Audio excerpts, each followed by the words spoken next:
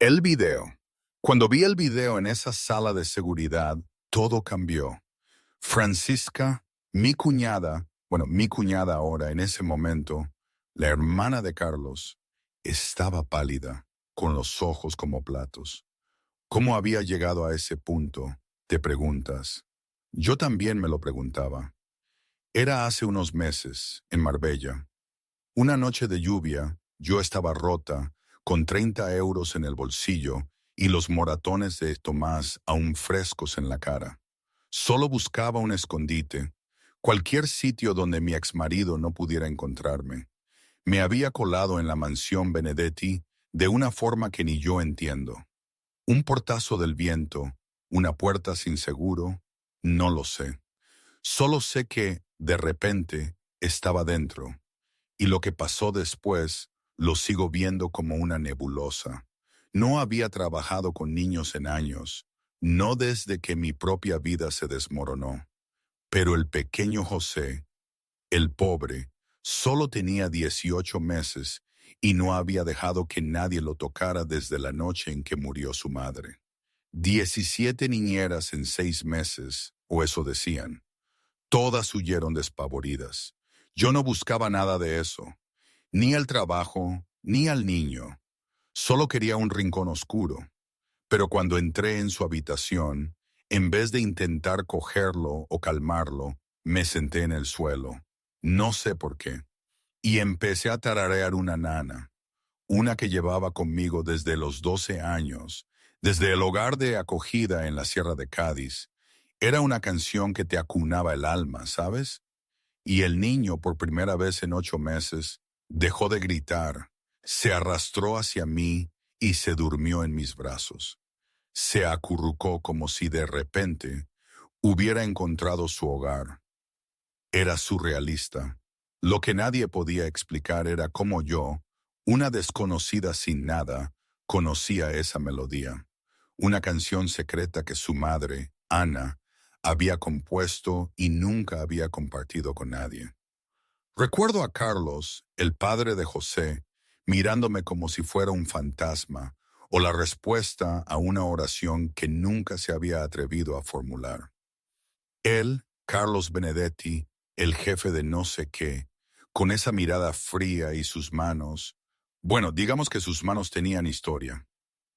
Momentito que aquí tengo que parar. Todo esto, la situación con Carlos, con el niño, con la nana, era una locura absoluta.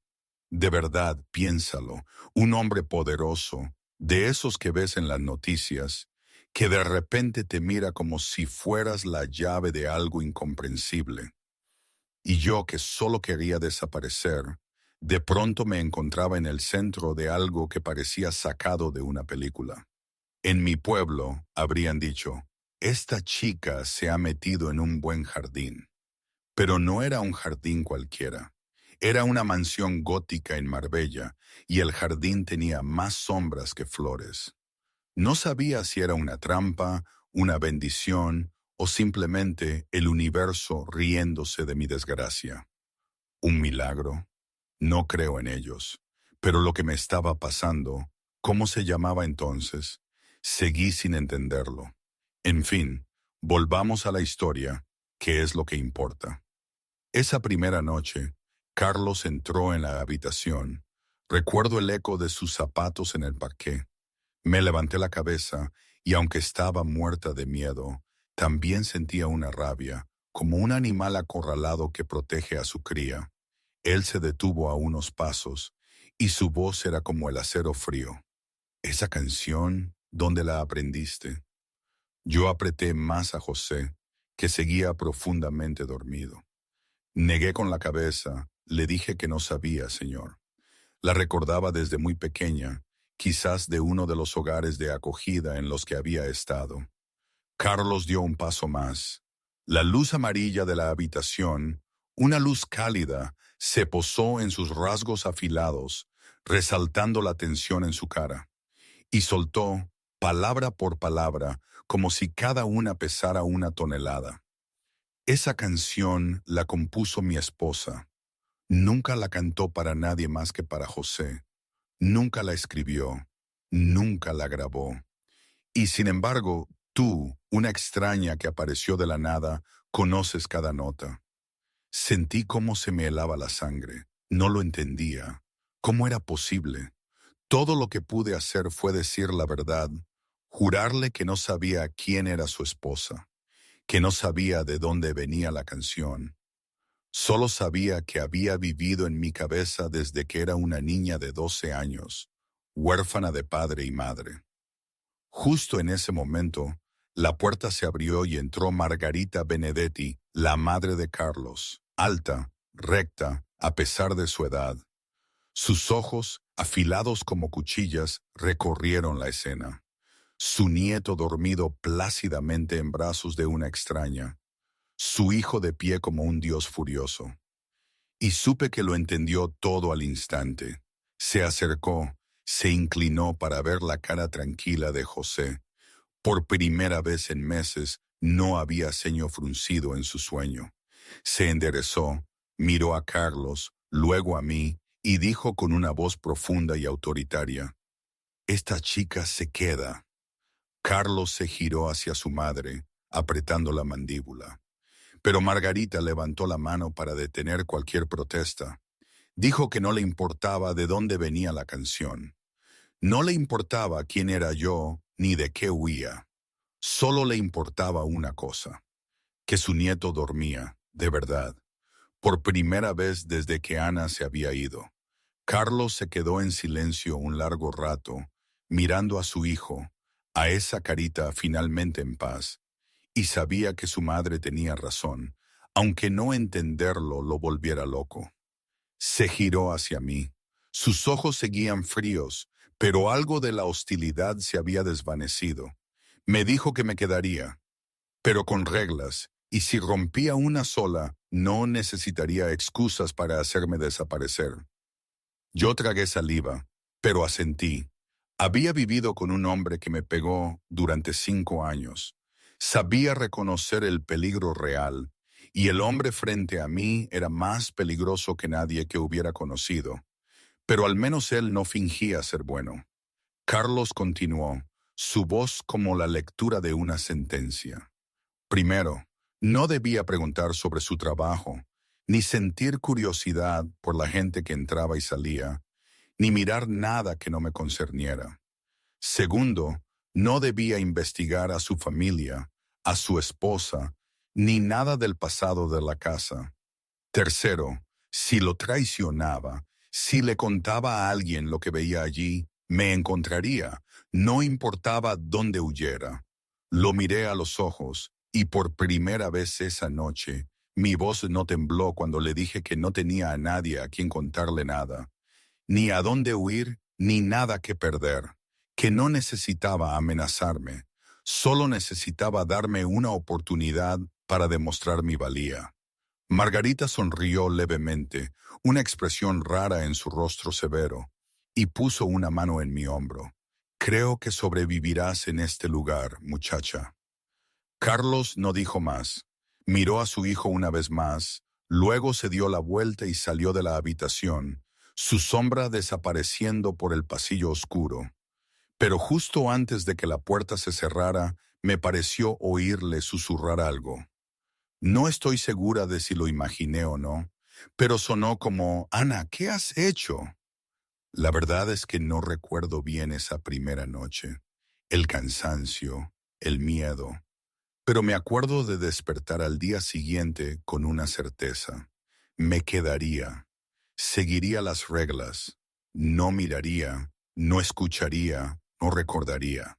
Haría lo que fuera necesario por tener un techo sobre mi cabeza y un niño al que cuidar, porque por primera vez en muchos años sentía que tenía un propósito, y no iba a dejar que nada, ni siquiera la oscuridad que envolvía esa casa, me lo quitara.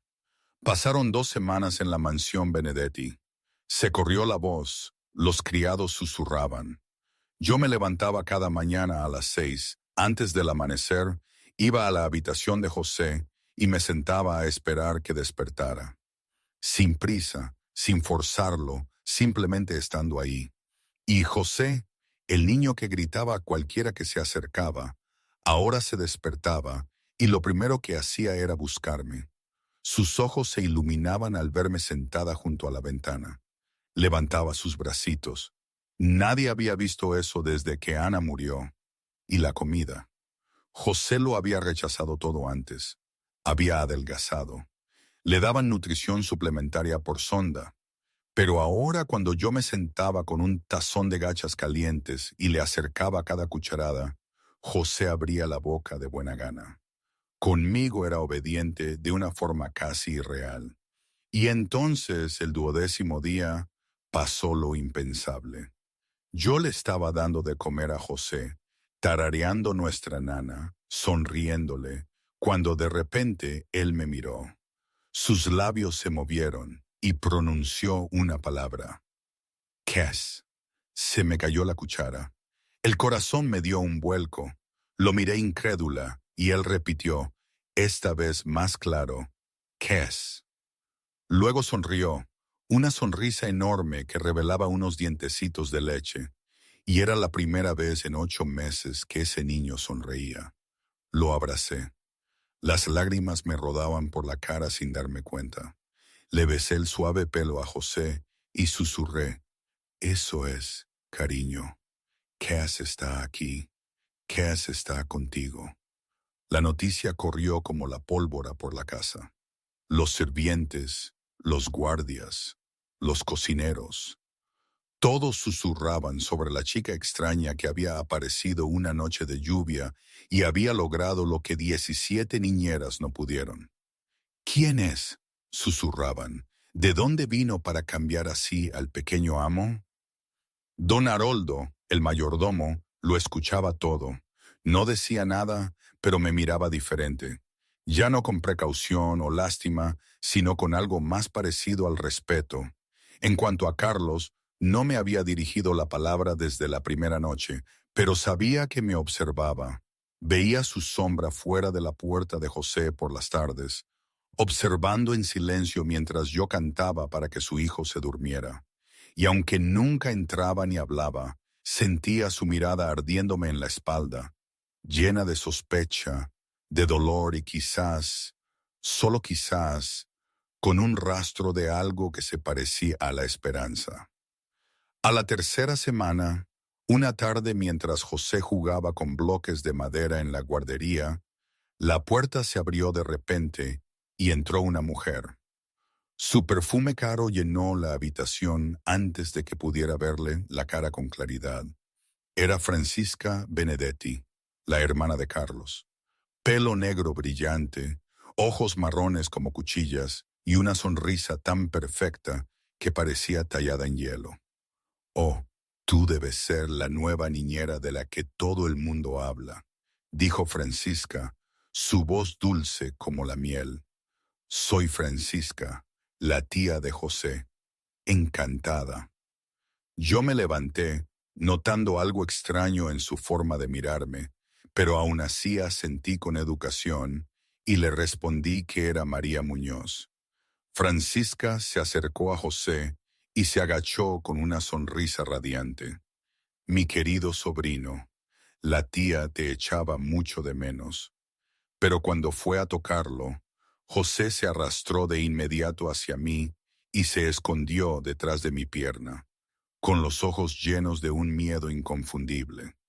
La sonrisa de Francisca se congeló un instante, pero la disimuló rápido, se enderezó y dijo con una voz que seguía siendo dulce, pero con un matiz más afilado. Mi sobrino tiene mucha suerte de que tú lo cuides, señorita Muñoz.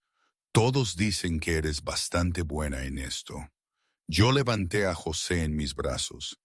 Él me abrazó al cuello y hundió la cara en mi hombro. Le respondí con cautela que solo hacía lo que podía. Francisca observó la escena con los ojos entornados. Luego se giró para mirar por la ventana. Su voz se volvió sospechosamente suave. Antes de mi llegada, le había sugerido a su hermano enviar a José a un internado especial en San Sebastián, un lugar con psicólogos infantiles que sabrían cómo cuidar a un niño traumatizado como su sobrino mejor que cualquier niñera. Sentí que mis brazos se apretaban alrededor de José, pero no dije nada, solo escuché. Francisca continuó, aún mirando por la ventana, diciendo que su hermano se había negado, que quería mantener a José en casa, y que ahora entendía por qué. Él había estado esperando un milagro. Y entonces yo aparecí. Se giró para mirarme, y ya no había dulzura en sus ojos, solo una fría calculadora.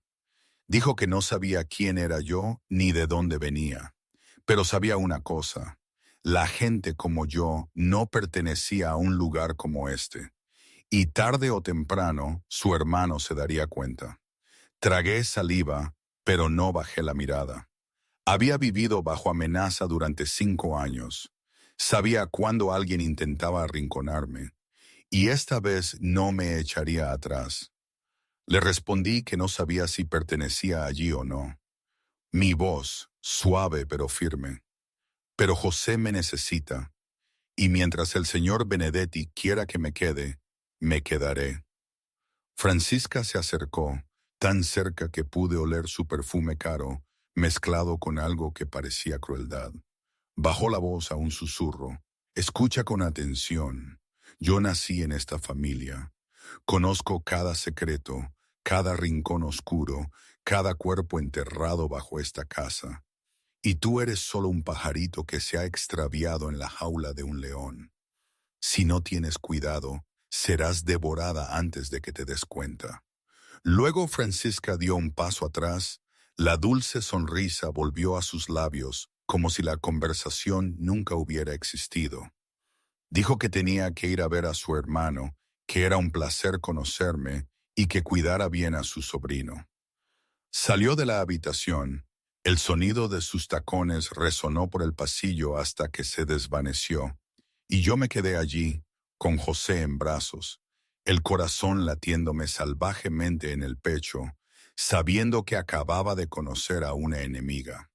No del tipo que usaba los puños como Tomás, sino una mucho más peligrosa, de las que usan sonrisas y palabras melosas para apuñalarte por la espalda cuando menos te lo esperas. ¿Vosotros os habríais quedado en un sitio así, sabiendo que teníais a una serpiente cerca? No, en realidad, no fue así exactamente.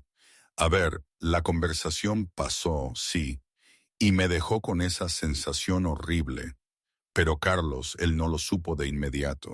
Francisca era muy buena escondiendo sus cartas.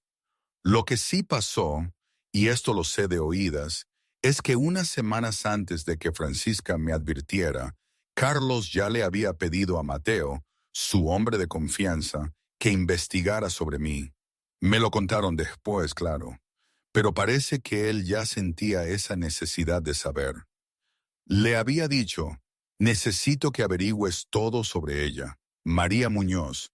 Quiero saber dónde nació, cómo creció, con quién se casó y por qué apareció en mi puerta una noche de lluvia con 30 euros en el bolsillo y la cara llena de moratones. Y en 2 días, Mateo regresó con un maletín de cuero lleno de documentos. Carlos estaba en su despacho, mirando por la ventana hacia el jardín. Parece que no se giró. Mateo abrió el maletín. Su voz, siempre firme, cortaba el aire como una cuchilla. Me llamaba María Webb de nacimiento, nacida en un pueblo pequeño de la Sierra de Cádiz. Mi madre murió de cáncer cuando yo tenía 12 años.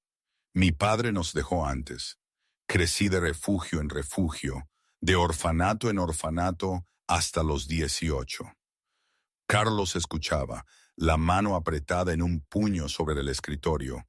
Mateo continuó. Era enfermera, trabajaba en un hospital local. Luego conoció a Tomás Morales, un mecánico. Se casaron cuando ella tenía 22, y ahí es cuando todo se torció. Mateo deslizó una pila de archivos gruesos por el escritorio hacia Carlos. Estos son sus historiales médicos de los últimos 5 años. Tuve que usar contactos para conseguirlos. Y lo que hay ahí dentro... Hizo una pausa. Lo que hay ahí dentro hizo que quisiera romperle el cuello a su marido con mis propias manos. Cuando Carlos abrió el archivo y leyó aquello, bueno, eso sí lo sé por cómo cambió él después.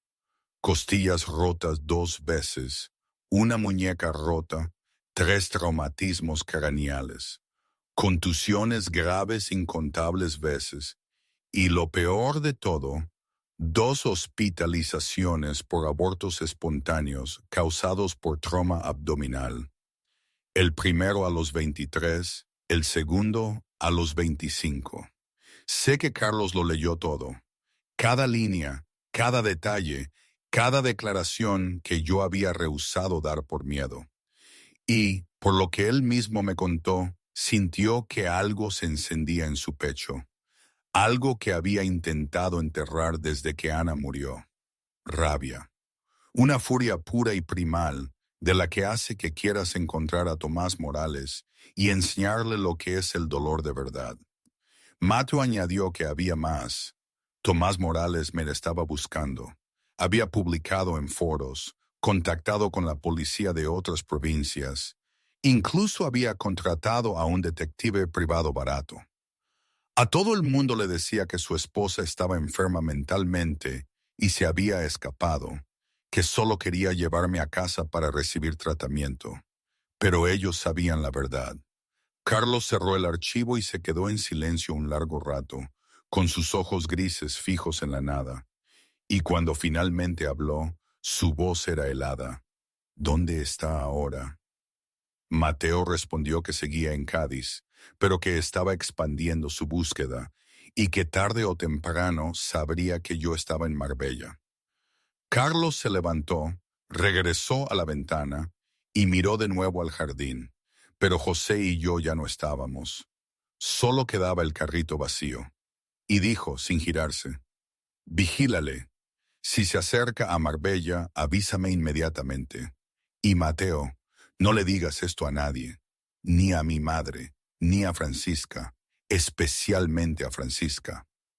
Mateo se levantó, dijo que lo entendía, jefe, y se fue, dejando a Carlos solo en el despacho con un archivo lleno de las cicatrices de una mujer a la que conocía desde hacía solo unas semanas, pero que, de alguna manera, ya había empezado a importarle más de lo que estaba dispuesto a admitir. A veces, por la noche, cuando no podía dormir en esa cama tan grande y extraña, mi mente volvía a aquellos días en el hogar de acogida. La señora Carmen, la encargada, solía decir, «María, la vida te va a golpear, pero tienes que aprender a levantarte sola. Nadie va a hacerlo por ti». Y yo me lo creía a rajatabla. Había aprendido a protegerme, a callar, a no esperar nada de nadie. En mi cabeza, el mundo era un lugar hostil, lleno de gente que te usaba y te tiraba. Había perfeccionado el arte de ser invisible. Y ahora, aquí, en esta mansión llena de secretos y peligros que apenas entendía, de repente me encontraba en el centro de la atención de todos. Me sentía expuesta, vulnerable, pero también, extrañamente, como si mi vida, todo ese dolor, hubiera tenido un propósito. Y eso me aterraba casi tanto como me intrigaba. Una tarde, más o menos un mes después de mi llegada, José hizo algo muy raro. Estaba jugando en la guardería como siempre, cuando de repente se levantó, me cogió de la mano y me arrastró hacia el pasillo. Sus pequeñas piernas se movían con una determinación inusual para un niño de 18 meses. Yo lo dejé guiar, curiosa por saber a dónde quería ir. Pasamos por el pasillo principal, giramos por un pasadizo más estrecho al que nunca había entrado, y finalmente se detuvo frente a una puerta de roble cerrada al final del pasillo. José señaló la puerta y dijo, «Ma». Su voz era pequeña pero clara. Luego me miró con esos ojos grandes, como si esperara que yo la abriera. Dudé. Recordaba la advertencia de don Haroldo sobre la curiosidad. Pero había algo en la mirada de José que no podía rechazar. Así que agarré el picaporte. Me sorprendió que no estuviera cerrado. La puerta se abrió y una ráfaga de aire frío salió. La habitación estaba en penumbra. Las cortinas estaban corridas y el lugar olía a tiempo, a memoria, a un sitio sin tocar desde hacía muchos meses. Encendí la luz y lo que vi me dejó sin aliento. Era un pequeño despacho, un escritorio clásico de roble junto a la ventana, estanterías altas que llegaban al techo, llenas de volúmenes encuadernados, un sillón de terciopelo azul oscuro, y en las paredes, fotografías de una mujer rubia con una sonrisa cálida, la mujer que sostenía a José de recién nacido, la mujer de pie junto a Carlos el día de su boda, Ana Benedetti, la difunta esposa. José me soltó la mano y entró en la habitación con la confianza de alguien que había estado allí muchas veces antes. Fue directo a la estantería del rincón, se arrodilló y señaló el espacio detrás de los libros del estante inferior. Luego me miró y volvió a decir, «Ma». Me arrodillé a su lado, aparté algunos libros, y allí, escondida entre las sombras, había una vieja caja de música de caoba tallada con delicados diseños. La saqué con cuidado, sorprendida por su peso, y cuando abrí la tapa, una melodía familiar llenó el aire. La misma nana que yo le había estado cantando a José todas las noches. La canción que llevaba en el corazón desde la infancia. La canción que Carlos había dicho que su esposa había compuesto. El corazón se me aceleró. Las manos me temblaban mientras miraba dentro de la caja y veía algo cuidadosamente doblado en el fondo. Un sobre de color crema amarillento por el tiempo. Lo saqué y leí las palabras escritas con elegante caligrafía en la parte delantera. A quien encuentre esta carta. Miré a José, que estaba sentado en silencio a mi lado, sus ojos fijos en la caja de música con una tristeza que iba mucho más allá de su edad, y supe que tenía que leerla.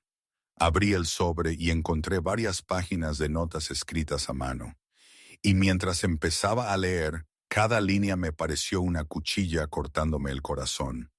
A quien lea esta carta, si la has encontrado, significa que ya no estoy viva. Mi nombre es Ana Benedetti, y escribo esto sabiendo que mi corazón está fallando lentamente. Nací con una enfermedad cardíaca congénita. Los médicos dicen que no me queda más de un año. Y lo único que realmente me asusta no es la muerte, sino mi hijo José, el niño que amo más que a mi propia vida. Seguí leyendo. Las lágrimas me resbalaban por las mejillas sin que yo lo notara. Ana escribía sobre su miedo a que, después de su partida, José estaría rodeado de gente que lo vería solo como un heredero, como una pieza política. Escribía sobre cómo se había puesto en contacto en secreto con una organización benéfica para buscar a alguien con el corazón roto, pero que aún supiera amar. Alguien que pudiera amar a José, no por dinero o poder, sino por quién era. Y al final de la carta, Ana escribía que había enviado una nana, la canción que compuso para su hijo, a lugares donde las mujeres heridas iban a sanar, porque creía que solo alguien que había sufrido profundamente podía entender el dolor de un niño que había perdido a su madre. Si estás leyendo esta carta y conoces esa canción, entonces quizás seas la persona que estaba buscando. Por favor, protege a mi hijo. Por favor, ámalo como yo lo amé. Esta es la última promesa que te pido que cumplas. Doblé la carta. Me temblaban las manos. Miré a José a mi lado, mientras él levantaba una manita para tocarme la mejilla y susurraba suavemente. Cas, no llores. No sé cuánto tiempo estuve sentada en el despacho de Ana, con la carta aún en mis manos, José dormido en mi regazo, mientras yo simplemente miraba al espacio vacío, intentando entender lo que acababa de leer. Un suave golpe en la puerta me sobresaltó. Don Haroldo estaba en el umbral, Su viejo rostro no mostraba sorpresa al verme allí, como si hubiera sabido que este momento llegaría. Entró, cerró la puerta tras él y se sentó en la silla frente a mí. Sus ojos azul pálido me miraban con algo que parecía comprensión. «¿Has leído la carta?», dijo don Haroldo, no como una pregunta, sino como una afirmación. Y yo solo asentí, sin atreverme a hablar. Don Haroldo suspiró y miró alrededor de la habitación con una mirada llena de recuerdos. La señora Ana era una mujer extraordinaria. Comenzó, su voz baja y pausada, como si cada palabra llevara el peso de la memoria. Cuando se casó con el señor Carlos, todos pensaron que sería solo una bella esposa de mafioso, viviendo en el lujo y alejada del mundo exterior. Pero se equivocaron. Ella era completamente diferente.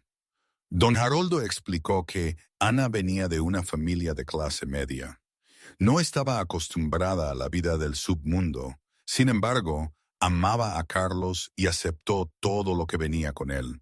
Y aún así, nunca permitió que la riqueza o el poder apagaran su corazón compasivo. Hace unos 15 años, continuó, la señora Ana comenzó un proyecto secreto. Usó su propio dinero, no los fondos de la familia Benedetti, para apoyar refugios para mujeres maltratadas por toda España. Lo hizo bajo un nombre falso y nadie lo sabía, excepto yo, porque yo era quien la ayudaba a mover el dinero y a comunicarse con las organizaciones. Yo escuchaba. El corazón me latía más rápido con cada palabra. Don Haroldo siguió diciendo que Ana creía que las mujeres heridas llevaban una fuerza especial. Solía decir que solo aquellos que habían caminado por el infierno sabían cómo guiar a otros fuera de él. Y cuando se enteró de su enfermedad cardíaca, cuando supo que no le quedaba mucho tiempo de vida, empezó a temer por José. Tenía miedo de que, después de su partida, su hijo creciera en un mundo gobernado por el cálculo y las intrigas. Quería encontrarle un protector. Alguien que lo amara no por dinero o poder, sino simplemente por quien era. Don Haroldo se levantó, caminó hacia la estantería y sacó un viejo cuaderno. Lo abrió y me lo mostró. Esta es una lista de los refugios que la señora Ana apoyó, dijo, y a cada uno de ellos envió algo. Una nana. Me pidió que grabara la canción que compuso y la enviara a cada refugio. Dijo que esa canción era su marca. Si alguien la aprendía y un día aparecía ante José, entonces esa persona era la que el destino había elegido. Miré la lista. Mis ojos se detuvieron en un nombre. Hogar Esperanza, Sierra de Cádiz. Y sentí como si alguien me hubiera golpeado en el pecho. Ese era el mismo lugar donde yo había vivido cuando tenía 12 años, recién huérfana. El lugar donde había aprendido la nana que había llevado durante 15 años sin saber nunca de dónde venía. Miré a don Haroldo. Mi voz tembló al susurrar que yo había estado allí, que había vivido en Hogar Esperanza a los 12 años, que había una mujer llamada la señora Carmen que me enseñó la canción, que me dijo que era una nana curativa, que yo la cantaba todas las noches para dormirme, sin saber nunca su origen. Don Haroldo asintió lentamente, sin sorpresa, como si lo hubiera sospechado desde la primera noche que yo le canté la canción a José. La señora Ana envió la nana a Hogar Esperanza el año en que tenías 12, dijo. Ella no sabía quién la aprendería, solo creía que el destino guiaría el camino. Y ahora, 15 años después, está sentada aquí en su despacho con su hijo en brazos. Miré a José que dormía plácidamente, y las lágrimas volvieron a mis ojos. No de tristeza, sino de un sentimiento que no podía nombrar. Como si toda mi vida, con todo su dolor y sus pérdidas, me hubiera llevado exactamente a donde necesitaba estar, exactamente en el momento en que necesitaba llegar. Don Haroldo puso una mano en mi hombro, su voz más suave que nunca. La señora Ana te encontró. muchacha, dijo. De alguna manera, desde más allá de este mundo, te encontró y te trajo aquí. La pregunta ahora es, ¿qué vas a hacer con ello? Las 2 semanas siguientes, todo cambió. La vida en la mansión tomó otro ritmo. Ya no era solo una niñera. Me invitaron a cenar con la familia. Margarita empezó a pedirme opinión sobre los juguetes de José. Y Carlos, aunque seguía siendo reservado, empezó a asentir con la cabeza cada mañana, saludando, en lugar de pasar de largo como si yo no existiera. Pero me equivoqué. Me había creído la historia de que el pasado se quedaba atrás. No fue así. Esa mañana empezó como cualquier otra. Me desperté, me duché, revisé mi teléfono, ese viejo y barato que había comprado con mi primer sueldo. Casi no lo usaba, no tenía a quién llamar. Pero esa mañana había un mensaje de un número desconocido. Lo abrí y la sangre se me heló al instante. Te encontré. ¿Crees que puedes huir de mí? Sé dónde estás. Sé lo que estás haciendo. Sé que cuidas al hijo de algún bastardo criminal rico en Marbella. Voy para allá, y cuando llegue, desearás haber muerto hace mucho tiempo. Tomás. Se me cayó el teléfono. Las manos me temblaban tanto que tuve que agarrarme a la pared para no caerme. El pánico, ese que me era tan familiar, me invadió.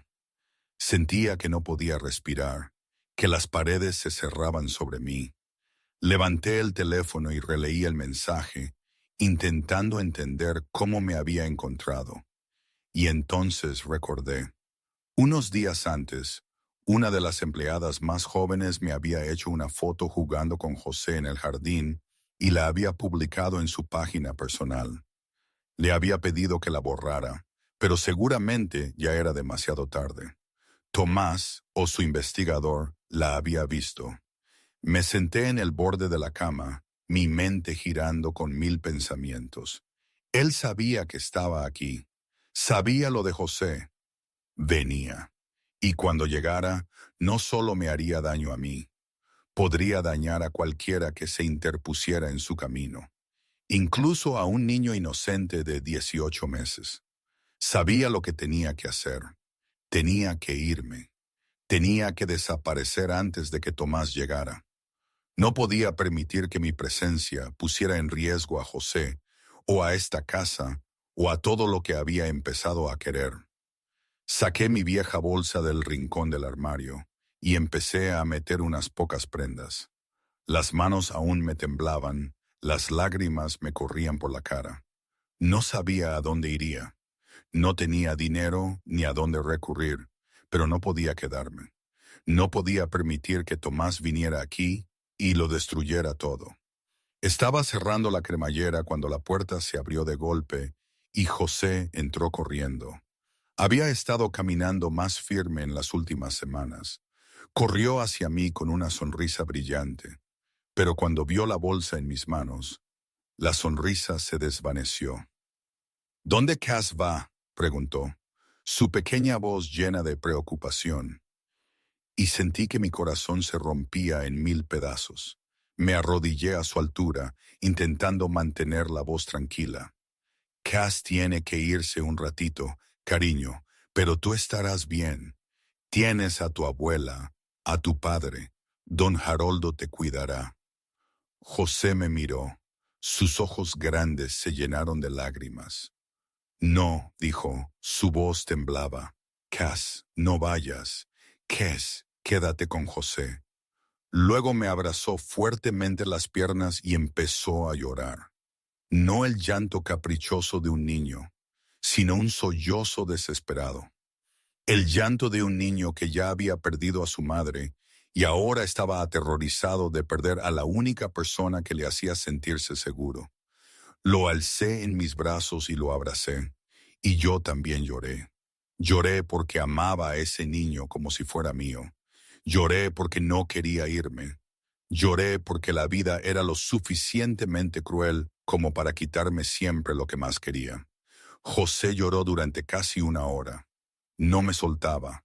Se aferraba a mí como si temiera que, si aflojaba el agarre un segundo, yo desaparecería. Sus llantos resonaron por la mansión, llegando a don Haroldo, a Margarita y finalmente a Carlos. La puerta se abrió y Carlos apareció. Su rostro estaba frío como el hielo, pero sus ojos ardían al ver a su hijo llorando en mis brazos y la bolsa en el suelo. ¿A dónde crees que vas?, preguntó, su voz baja y peligrosa, y supe que ya no podía ocultarle la verdad. Le di el teléfono. El mensaje de Tomás aún brillaba en la pantalla, y le dije entre sollozos que tenía que irme, que no podía permitir que él viniera aquí y pusiera en peligro a José ni a nadie más, que era culpa mía, que yo había traído problemas a esa casa. Carlos leyó el mensaje. Su expresión no cambió, pero vi su mandíbula apretarse. Vi su puño cerrarse hasta que los nudillos se pusieron blancos. Levantó la vista, no hacia mí, sino hacia su hijo llorando en mis brazos, y luego pronunció una sola frase antes de darse la vuelta y marcharse. No vas a ninguna parte. Y él tampoco. 3 días después de que Carlos pronunciara esas palabras, me llamaron al sótano de la mansión. Don Haroldo me guió a través de una pesada puerta de acero, por unos escalones de cemento, y a una amplia habitación iluminada con luces fluorescentes. Carlos estaba allí con Mateo a su lado, y 2 hombres que yo no reconocía. Y en la mesa frente a ellos había una gran pantalla de ordenador que mostraba la imagen de Tomás Morales. Sentí que las piernas me flaqueaban al ver esa cara, la cara que me había atormentado durante 5 años, pero me obligué a mantenerme en pie. No le dejaría ver mi miedo, ni siquiera a través de una pantalla. Carlos me indicó que me acercara, y cuando estuve a su lado, comenzó a hablar. Su voz era fría y precisa, como si estuviera dando un informe de negocios. Tomás Morales, 34 años, mecánico, residente en la Sierra de Cádiz. Pero eso es solo una tapadera. Hizo un gesto hacia la pantalla mientras aparecían documentos, registros e imágenes. Dirige una pequeña distribución de drogas, principalmente metanfetaminas. También opera préstamos ilegales y tiene al menos 3 agresiones documentadas que causaron lesiones graves, con víctimas demasiado asustadas para ir a la policía. Miré las pruebas, incrédula. Sabía que Tomás era cruel. Sabía que me golpeaba y que podía hacer daño a otros, pero no sabía que sus crímenes llegaban tan lejos. Toda esta evidencia, añadió Mateo, fue entregada a la oficina del sheriff del condado esta mañana, con una copia enviada a la Policía Nacional debido al tráfico interestatal. Será arrestado en 24 horas y cumplirá no menos de 15 años. Yo no sabía qué decir. Me quedé allí mirando las capas de pruebas en la pantalla, dándome cuenta de que, en 3 días, Carlos había logrado lo que yo no había osado esperar en 5 años. Tomás se enfrentaría a la justicia. Nunca volvería a tocarme. Pero eso no fue todo. Carlos continuó, asintiendo a Mateo, y la pantalla cambió a un video. Vi una habitación oscura con un hombre atado a una silla, y a medida que la cámara se acercaba, lo reconocí. Tomás. Sus ojos hinchados, los labios partidos, miraba a la lente con un miedo que nunca le había visto en la cara. Esta es una breve conversación que mi gente tuvo con él anoche, dijo Carlos sin emoción. No le hicimos daño, simplemente le explicamos que si alguna vez se acerca a ti o a alguien de esta familia de nuevo, ya sea antes de la cárcel o después de su liberación, desaparecerá y nadie lo encontrará jamás. En el video, la voz de Tomás tembló y se quebró mientras suplicaba, diciendo que entendía, que juraba que entendía, que nunca se acercaría a mí de nuevo, que haría cualquier cosa si lo dejaban ir. Carlos apagó el video y la habitación quedó en silencio. Se giró hacia mí por primera vez desde que entré. «No te molestará más», dijo. Su voz seguía fría, pero era más suave cuando se dirigía a mí. «La policía lo arrestará, irá a prisión, y aun cuando salga, recordará lo de anoche y no se atreverá a arriesgarse». Yo lo miré. El hombre que tenía delante no era un caballero de cuento de hadas. Era un jefe con las manos manchadas y crímenes en su pasado. Sin embargo, acababa de hacer lo que nadie más había hecho. Me había protegido. «¿Por qué?», pregunté en un susurro. «¿Por qué hiciste todo esto por mí? Soy solo una niñera. No soy nadie». Carlos me miró. Sus ojos grises buscaron los míos y respondió con una voz tan baja que solo yo pude oírla. «No eres nadie. Eres la que eligió mi esposa. Eres la que necesita mi hijo. Y en este mundo, yo protejo a quienes pertenecen a mi familia por cualquier medio necesario». Las lágrimas me brotaron de los ojos. Conocía la violencia desde hacía años. La violencia infligida por Tomás. La violencia que había soportado. Pero esta era la primera vez que veía el poder utilizado para protegerme. No sabía qué sentir. Gratitud, miedo o algo más complicado que no estaba lista para nombrar. Solo sabía que cuando Carlos puso una mano en mi hombro y me guió fuera del sótano, sentí algo que no había sentido en mucho tiempo. Me sentí segura. Después de la noche en el sótano, algo cambió entre Carlos y yo. No de una manera grandiosa u obvia, no a través de declaraciones o acciones claras, sino a través de pequeños cambios, casi imperceptibles, como la forma en que él comenzó a aparecer en la puerta de José cada noche mientras yo le cantaba para que se durmiera. La primera vez me sobresalté al ver su sombra en el umbral, pensando que había venido a ver a su hijo o a decir algo importante, pero solo se quedó allí en silencio, escuchándome cantar. La segunda vez entró en la habitación y se sentó en la silla del rincón, sin decir nada, simplemente observándonos a José y a mí con unos ojos que no podía descifrar. A la tercera, cuarta, quinta vez se convirtió en una rutina. Todas las noches después de cenar, Carlos venía a la habitación de su hijo. Se sentaba en la silla familiar y escuchaba mientras yo cantaba la nana que su esposa había compuesto. Yo no le preguntaba por qué venía. Simplemente seguía cantando. Y cuando José se sumergía en un sueño profundo, lo acostaba suavemente en la cuna, le subía la manta hasta el pecho y luego me giraba para mirar al hombre sentado en las sombras.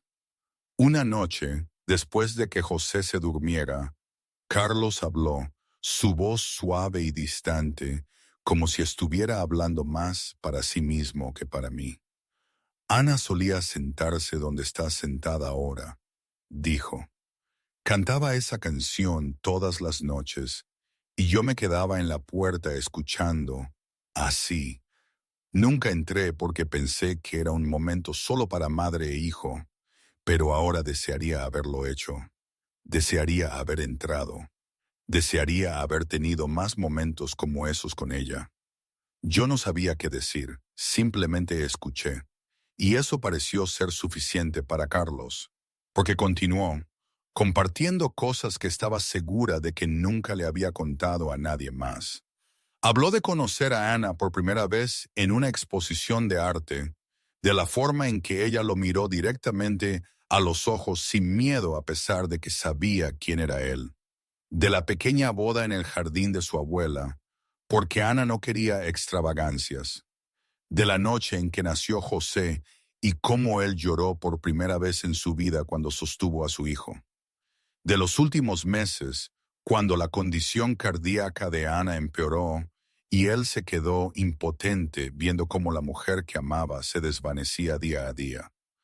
Soy uno de los hombres más poderosos de esta ciudad, dijo Carlos, con un toque de amargura en su voz.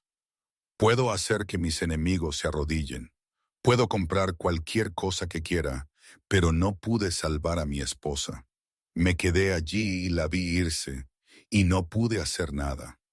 Esa fue la primera vez que entendí lo que era la verdadera impotencia. Sentí que el corazón se me encogía. Miré al hombre al que el mundo temía y vi solo a un marido afligido que todavía amaba a su esposa. Un padre que intentaba hacer lo mejor que podía. Hablé en voz baja. Entiendo ese sentimiento, no de la misma manera que tú, pero entiendo perder algo y ser incapaz de detenerlo. Perdí 2 hijos antes de nacer. Perdí la capacidad de confiar en nadie. Y hubo noches en las que pensé que me había perdido a mí misma. Carlos me miró y en sus ojos vi comprensión. No lástima, sino el reconocimiento de alguien que había caminado por la oscuridad y la reconoció en otro. ¿Cómo sigues adelante?, preguntó, su voz con un deseo genuino de saber. ¿Cómo te despiertas cada día y sigues viviendo después de todo lo que has pasado? Pensé un momento antes de responder. No lo sé, dije con honestidad. Hubo días en los que vivía porque no sabía qué más hacer. Hubo días en los que vivía por rabia, queriendo demostrar que él no podía destruirme. Pero desde que vine aquí, miré a José, que dormía plácidamente.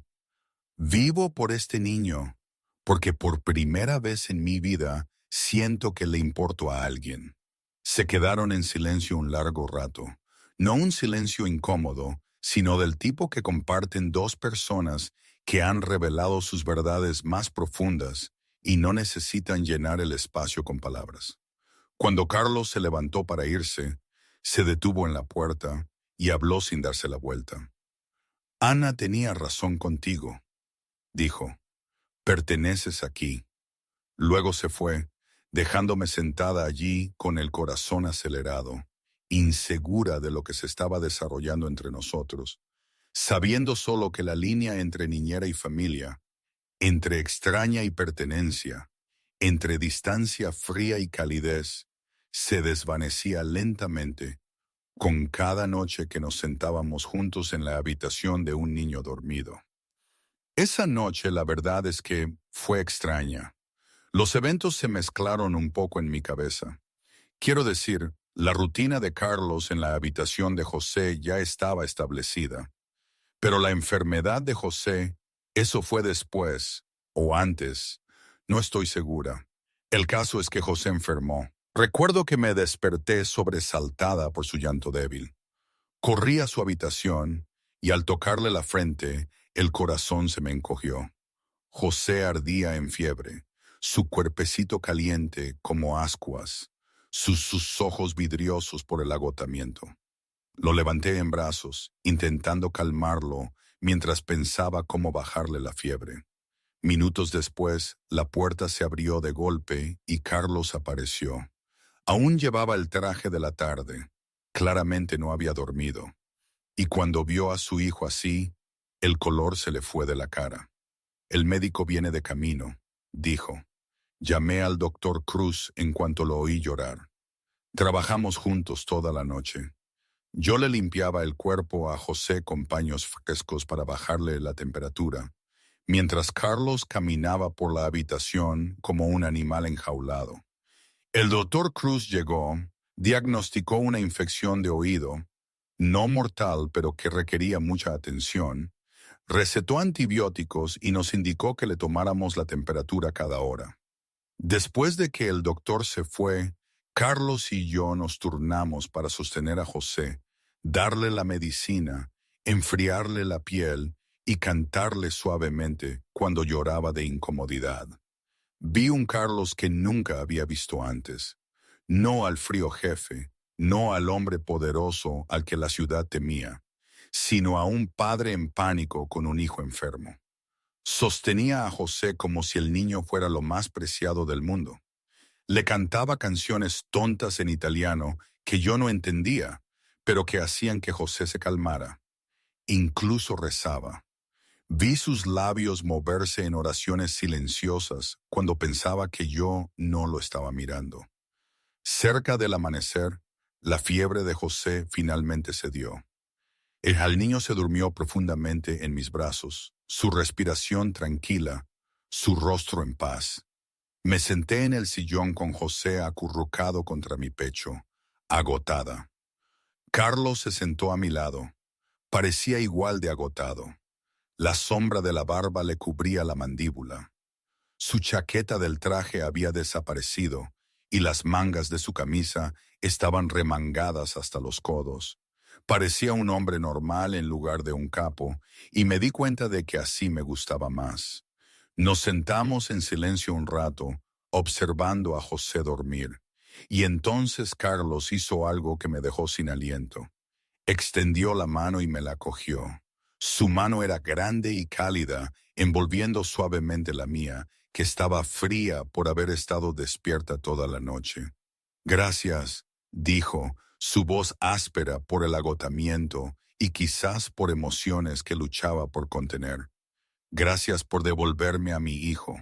Antes de que tú llegaras, José era como un caparazón vacío. No sonreía, no hablaba, no dejaba que nadie lo tocara. Pensé que había perdido tanto a mi esposa como a mi hijo, pero tú me lo devolviste. Hiciste lo que yo no pude hacer. Yo no sabía qué decir, simplemente lo miré y con la tenue luz del amanecer que se colaba por la ventana, vi que tenía los ojos húmedos. Carlos se inclinó lentamente, dándome tiempo para apartarme si quería, pero no lo hice. Me dio un beso en la frente, suave y tembloroso, el beso de un hombre que había olvidado cómo amar y estaba aprendiendo de nuevo desde el principio. Cuando se echó hacia atrás, no habló. Solo me apretó la mano una vez más y se levantó. Pero antes de salir de la habitación, se giró para mirarnos a José y a mí. Y en su rostro vi algo que nunca esperé ver. Esperanza. Mientras Carlos y yo nos acercábamos, mientras José se recuperaba y las risas comenzaban a regresar a la casa, una sombra tejía silenciosamente un plan en un lugar inesperado. Este evento lo supe después, por Mateo, pero fue crucial.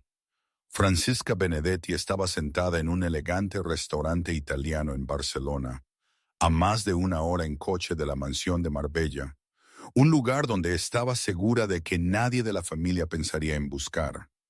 Frente a ella, un hombre de 45 años con el pelo engominado, canoso, ojos negros como el carbón y la sonrisa de una serpiente.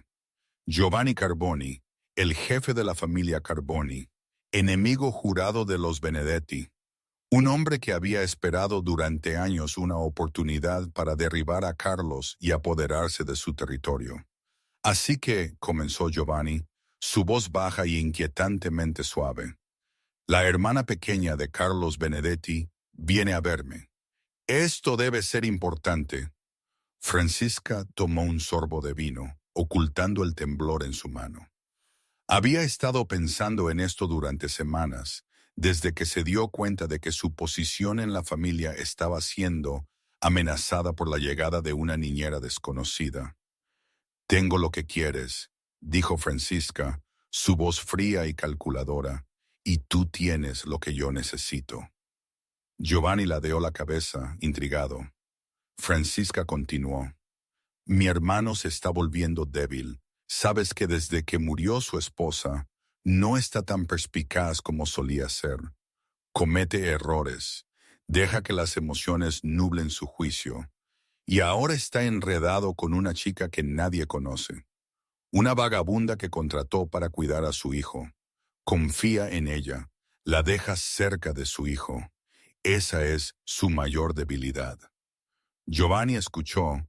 Sus ojos se encendieron de interés. Continúa, dijo.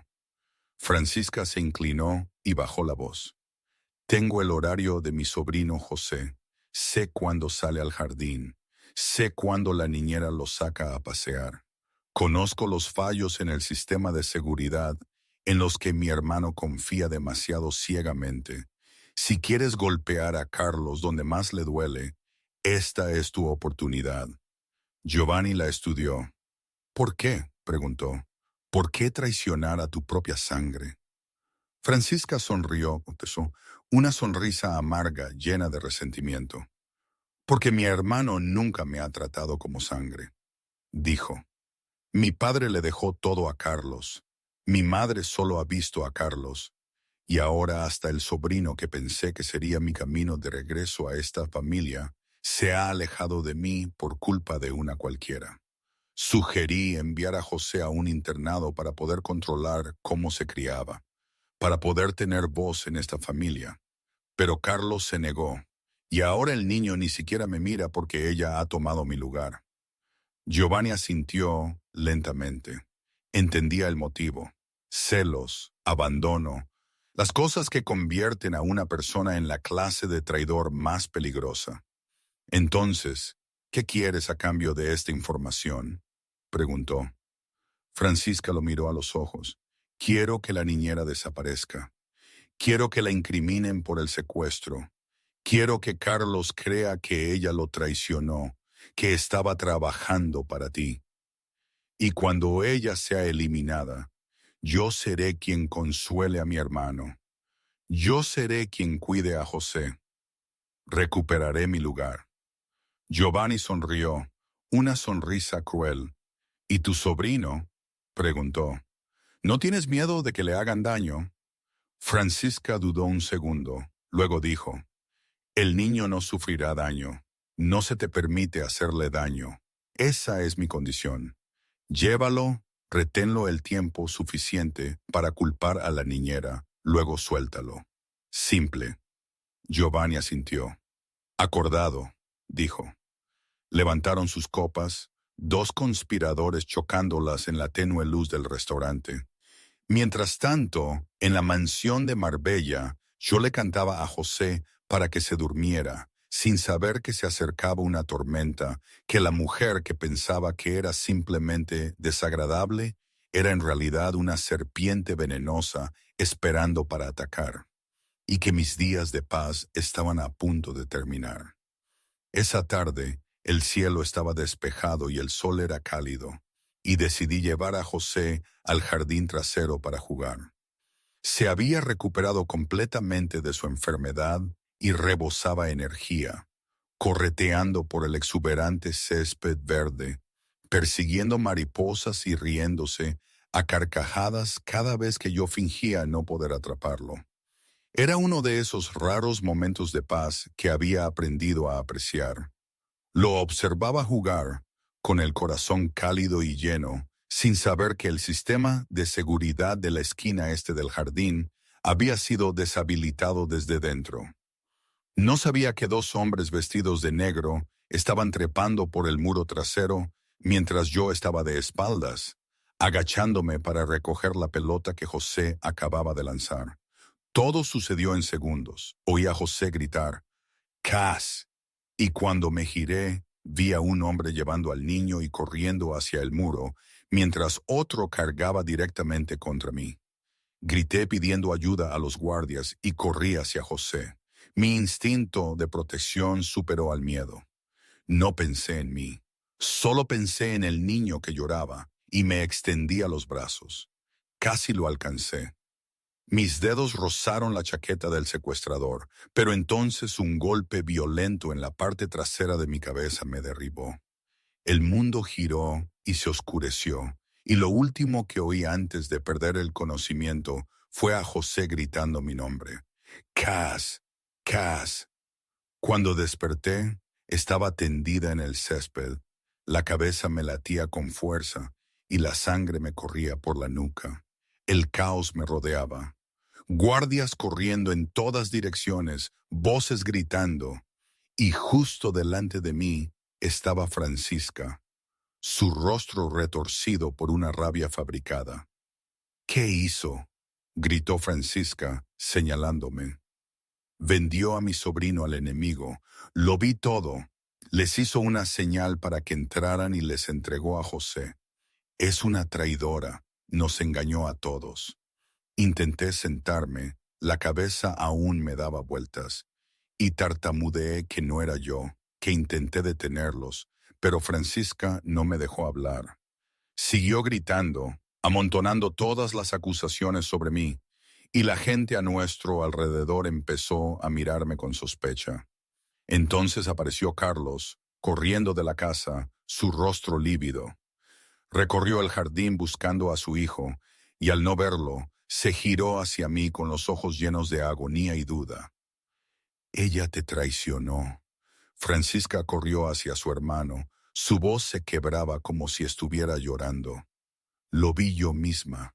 Le entregó a José a los hombres de Carboni. Nos engañó desde el principio.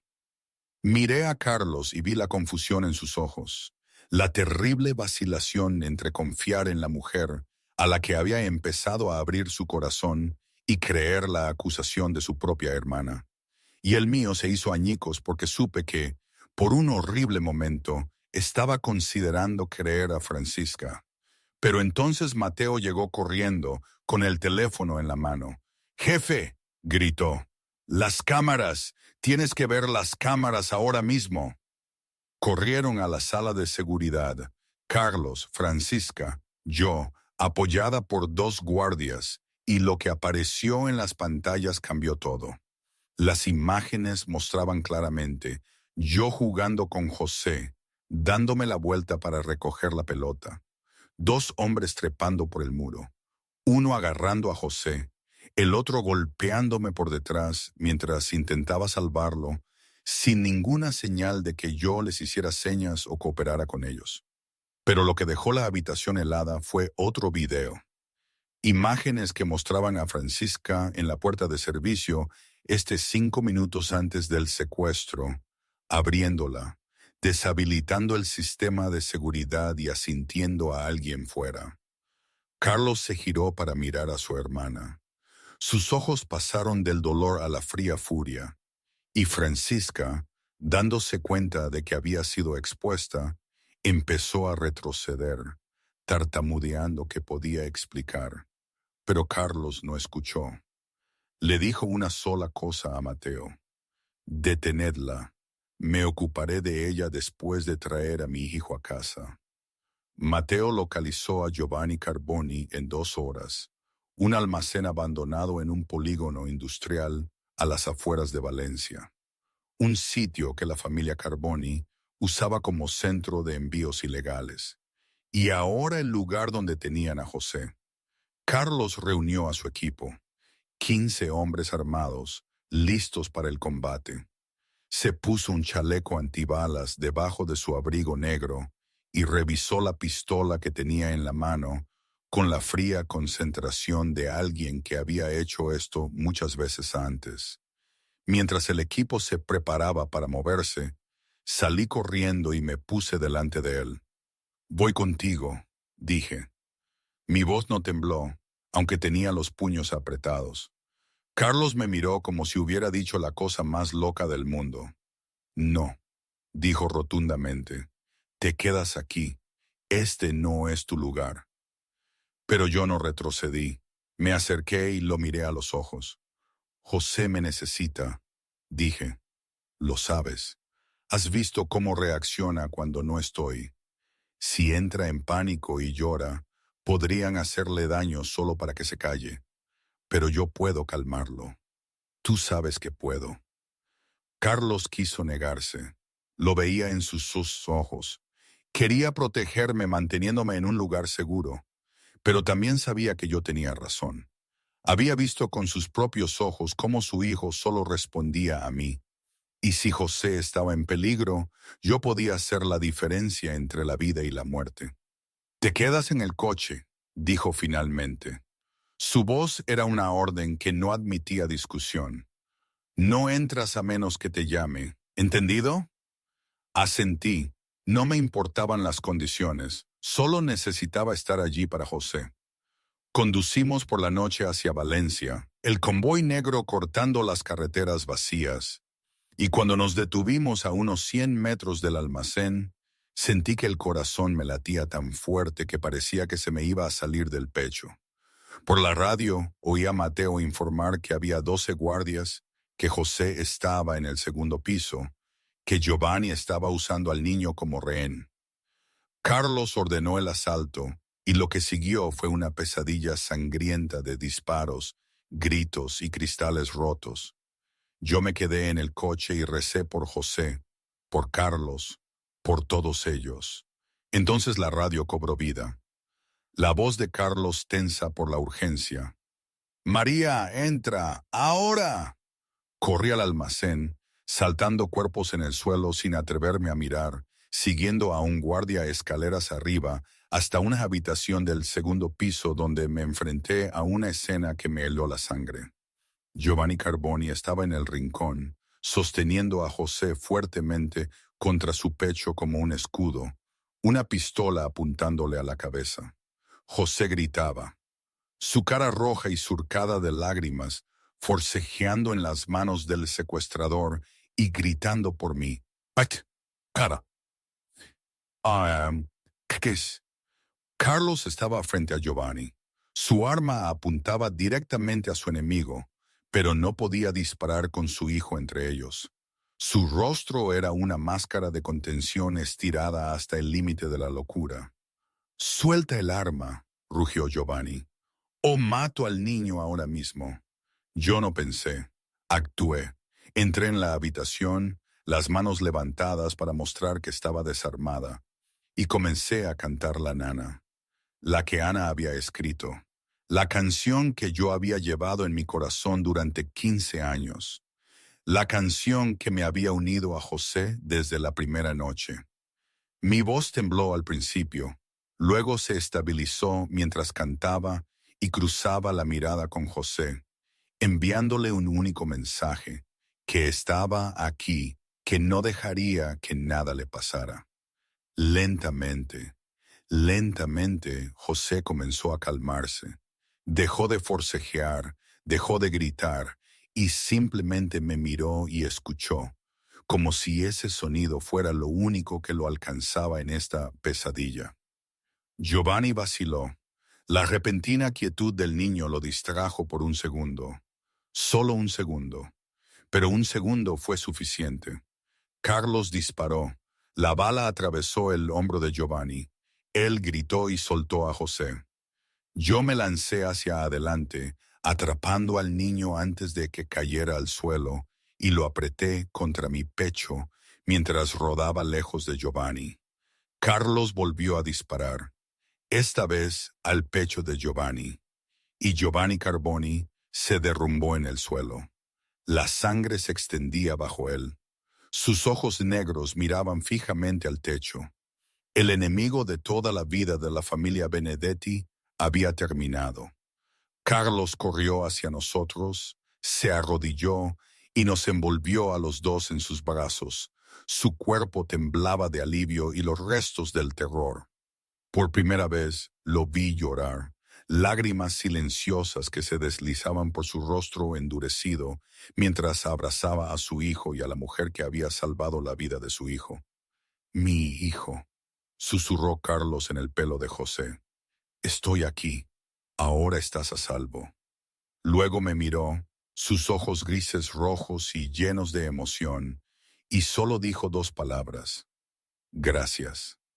Los días que siguieron al rescate fueron largos y pesados. Francisca, la verdad, no sé exactamente cómo fue la confrontación, pero sé que la encerraron. Y luego Carlos, con su cara de piedra, le dijo que había traicionado a su propia sangre, que había puesto a su hijo en peligro de muerte por celos, y que eso no lo perdonaría nunca. A Francisca la despojaron de todos sus derechos, su nombre borrado de todos los documentos, de todas las cuentas bancarias, de todos los testamentos. Le dieron una pequeña suma de dinero y un billete de avión solo de ida a Europa. Y una advertencia: si alguna vez volvía a pisar España, las consecuencias serían peores de lo que podía imaginar. No fui testigo de esa confrontación. Me quedé en la habitación con José, abrazándolo y cantándole suavemente. El niño aún se encogía con los ruidos fuertes, aún se aferraba a mí como si temiera que yo desapareciera. Pero día a día se curaba. Los niños tienen una capacidad de recuperación que los adultos a menudo perdemos. Un mes después del secuestro, una tarde en que José dormía profundamente y la mansión yacía en silencio, Carlos me llevó al jardín trasero. Las rosas que Ana había plantado florecían por primera vez desde su muerte, como si sintieran que la vida finalmente había regresado a la casa. Estuvimos entre las flores bajo la luz de la luna. La escena era como un sueño. Carlos se giró hacia mí con unos ojos que nunca le había visto, ojos suaves y llenos de amor. Me cogió la mano, luego, lentamente, se arrodilló sobre la hierba y sentí que el corazón me daba un vuelco. María Muñoz, dijo Carlos, su voz temblaba ligeramente. No soy un buen hombre. Mis manos han hecho cosas de las que, ya sabes, no puedo hablar. Vivo en la oscuridad y no estoy seguro de merecer la luz. Pero tú trajiste luz a esta casa, a la vida de mi hijo y a mi corazón. Ya no sabía cómo amar después de que Ana murió, pero tú me enseñaste de nuevo desde el principio. ¿Quieres ser mi esposa? Lloré. Las lágrimas me rodaban por la cara mientras sonreía. Asentí porque no confiaba en mi voz. Y cuando Carlos se levantó y me besó, supe que mi vida, una vida llena de dolor y pérdida, finalmente me había llevado a donde pertenecía. La boda, bueno, fue una boda. Una pequeña ceremonia en el jardín de la mansión, con solo la familia y los seres queridos más cercanos. Margarita, con lágrimas de alegría. Don Haroldo lloró como un niño a pesar de sus esfuerzos por ocultarlo. Y José, con un diminuto traje, fue el portador de los anillos. Caminó por el camino de flores con una gran sonrisa antes de correr a abrazar mis piernas cuando terminó su tarea. Mamá, me llamó. Una palabra que había empezado a usar semanas antes, y yo lo abracé con el corazón desbordado de felicidad. ¿Y hoy? Un año después, la mansión Benedetti está llena de risas y voces. José es más grande, habla más, corre por la casa y hace travesuras como cualquier niño. Y yo, ahora la señora María Benedetti, estoy sentada en el jardín con una barriga redonda, embarazada del segundo hijo de esta familia. Una niña a la que hemos decidido llamar Ana, en honor a la mujer que nos conectó desde el otro lado del mundo. Carlos se sienta a mi lado. Su mano descansa sobre mi vientre para sentir las patadas de nuestra hija. Sus ojos observan a José corretear a don Haroldo por el césped. Y él siente una paz que creyó perdida para siempre. ¿Que si todo es perfecto? No. Carlos sigue siendo quien es. A veces la sombra de ese mundo al que pertenece se asoma. Y yo, María, todavía tengo mis fantasmas, mis miedos. ¿He sanado por completo? ¿Estoy segura de que esta es la vida correcta? No lo sé. Todavía me pregunto si todo fue por destino o simplemente una serie de coincidencias locas. Pero mira a José, mira a Carlos. Siente esta nueva vida que crece dentro de mí. Es complicado, sí. Es ruidoso, desordenado y a veces da miedo, pero es mío. Y por primera vez siento que pertenezco.